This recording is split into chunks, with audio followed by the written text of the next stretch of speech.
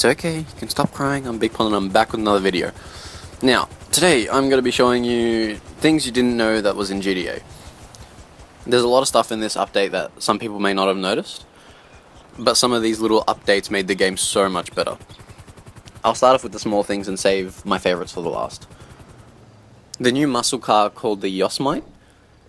It's basically a ute or a pickup, whatever you prefer to call it. Anyways, it's got airbags, and I don't mean airbags as in if you crash you get hit by an airbag. I mean airbag as in when you start driving the car lifts up so it doesn't scrape the floor, but then when you stop driving the car lowers itself and basically almost touches the ground. This is something really small, but car guys love it, including myself. On to the next thing, the new Porsche, otherwise known as the Comet.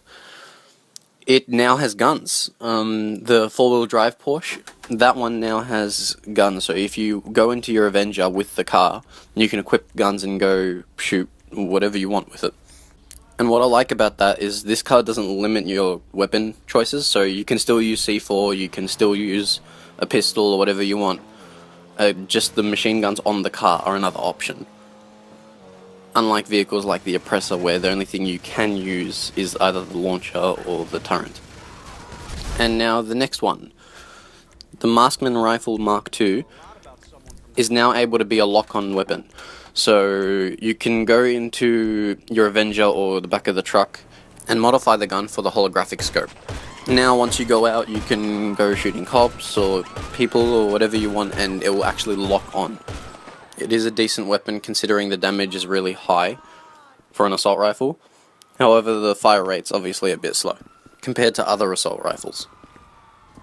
Okay, this brings me on to my next point, which, seeing that I have so many stars now, I can show you that if you complete all the new heists, as in Act 1, Act 2 and Act 3, on your board, so you're hosting, you can now lose the cops without paying for it.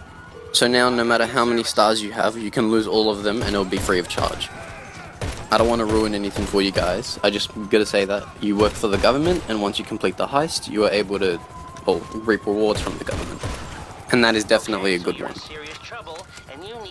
Okay, on to the next thing you probably didn't notice. The new double action pistol, if you've unlocked it, which I definitely recommend, because if you also get 50 headshots with it, you end up getting 250,000, as well as exclusive content on Red Dead Redemption 2.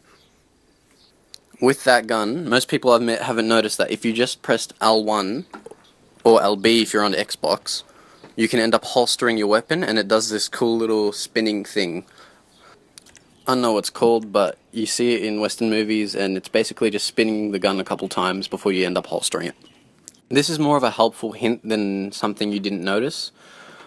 With these new bunkers, I've noticed that my most hated one was the one that was the most expensive based on its location. It's in the middle of nowhere next to a lake where there's only like 2 entrances, and it's through a mountaintop. It's really irritating to do missions and things.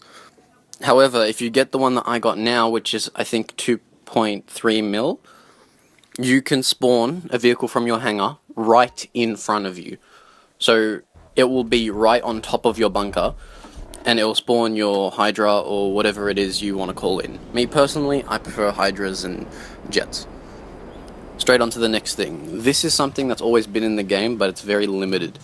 So now you have the option to rappel down helicopters. The thing is, there is a lot more helicopters you can actually rappel down.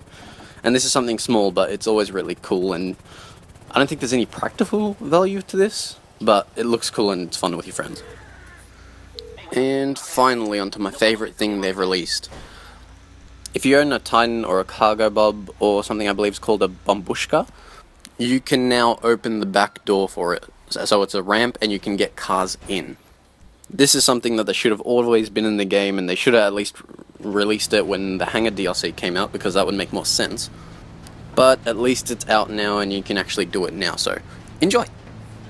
The reason why I like this so much is with friends it's always really fun. You can get a whole bunch of people in the back, or get their cars in the back and just drive them anywhere, and they can just drive off. Or in my case, drive into the middle of the ocean and try and get them to drive or fall off. That way they end up destroying their car and they have to pay for it. Anyways, those are the small new things that you may or may not have noticed. If you have, tell me in the comment section. If you think of anything new, also tell me in the comment section. If you guys like this video, please leave a like. If you didn't, go ahead and press that dislike button. Other than that, I hope you enjoyed, and bye, have a beautiful time. Call it clean break. Do you feel the vibes, baby? Do you feel the vibes?